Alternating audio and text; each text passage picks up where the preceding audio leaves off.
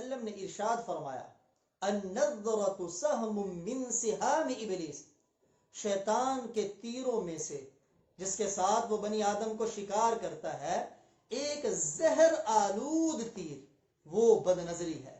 اللہ کے رسول نے اسے تیر قرار دیا۔ تیر کو جب شکار کی طرف پھینکا جائے اور وہ تیر شکار کو لگ جائے، یہاں بد نظری تو لگی ہوئی ہے، تو دو چیزوں میں سے وہ ایک کردار ادا کرتا ہے، یا تو شکار کو قتل کر دیتا ہے یا کم از کم اسے زخمی ضرور کر دیتا ہے۔ تو آپ نے فرمایا بد نظری انسان کے دل کو یا قتل کر کے مردہ کر دیتی ہے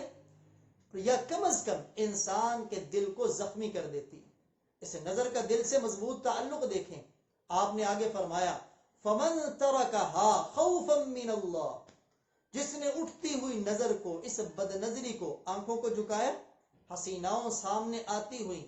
آنکھوں کو نیچے کیا، کس لیے؟ خوفا من اللہ، اللہ کے ڈر سے، کسی انسان کے ڈر سے نہیں۔ تو فآتاہ اللہ ایمانا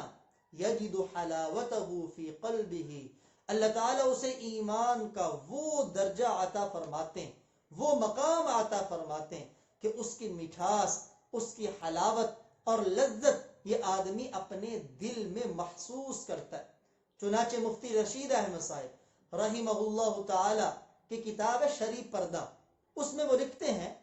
کہ اللہ کے ڈر سے جھک جانے والی نظر، ایک نظر، اس سے انسان ایمان کا وہ مرتبہ پا لیتا ہے